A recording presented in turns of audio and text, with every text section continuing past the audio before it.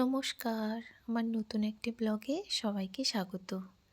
আজকে প্রায় ২ থেকে আড়াই মাস পরে বাবার বাড়ি এসেছি। আসলে ছেলের ওই ক্রিসমাসের ছুটি পড়েছে তো, তাই এসেছি বাবার বাড়ি। আর যেহেতু এসেছি, আমার মা বলছে কালকে ২৫শে ডিসেম্বর আছে, তো চল কেক বানিয়ে দিচ্ছি। আসলে আমার মা অনেক কিছুই বানাতে পারে। কাজের সূত্রে বাবা বাইরে, মানে অনেকগুলো রাজ্যে ঘুরে বেড়িয়েছে, তো সঙ্গে মাও ঘুরে বেড়িয়েছে অনেকগুলো রাজ্যে। তো যা হয় আর কি, নিজেদের রাজ্য ছেড়ে যখন অন্য রাজ্যে যাওয়া হয় তখন অনেকের সঙ্গেই পরিচয় হয়, তো তাদের কালচারের সঙ্গেও পরিচয় হয়। তো সেই সূত্রে মা অনেক কিছুই রান্না জানে। ছোট থেকেই দেখতাম মাকে কেক বানাতে। আর আমি আগেও বলেছি আমার মা খুব ভালো কেক বানায়। আর আজকে আমার মাকে একদম প্রথম থেকে বলে দিয়েছে যে কেক বানাও, কিন্তু কোনো ফ্রুট দেওয়া যাবে না, এমনকি কিশমিশও দেওয়া যাবে না। কাজুও দিতে বারণ করেছিল, তা সত্ত্বেও আমার মা বলল এমনি এমনি তো ভালো লাগবে না, তাই সামান্য কাজু দিয়ে শুধু কেকটা বানিয়েছে। আমার মা এইভাবেই কেক বানায়। তো অনেকে অনেক রকমভাবেই বানান, হয়তো আমার মা অনেক রকম কেকই বানায়।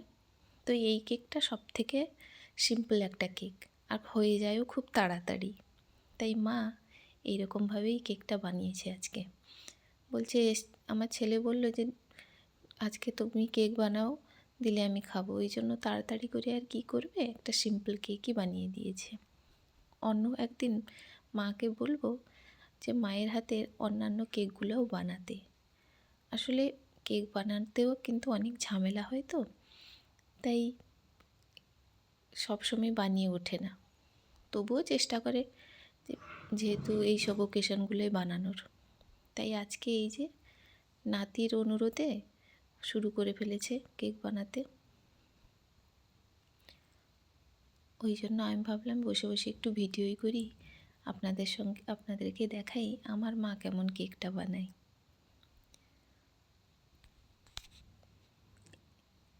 এই যে দেখেছেন, মায়ের এটা হচ্ছে কেক মেকিংয়ের ওই যে ওভেনটা, এইটাতেই মা কেক বানায়। অনেক ছোট থেকেই দেখছি মা এটাতেই কেক বানায়, আর খেতে খুবই ভালো হয়। মায়ের হাতের তো প্রত্যেকটা খাবারই আমার কাছে মানে একদম অমৃত সমান, প্রত্যেকটা জিনিস। এটা কিছুক্ষণ টাইম লাগে, ওটা মা জানে। ওই যে হয়ে গেছে কেকটা এতক্ষণে, এটা মা খুলে, যে মা বলছে কালকে খেতে, আমার ছেলে বলছে না আজকেই একটু টেস্ট করাও দেখি কেমন হয়েছে। তো মা নিয়ে বসে পড়েছে। ঠিক আছে, আজ আসি, ধন্যবাদ।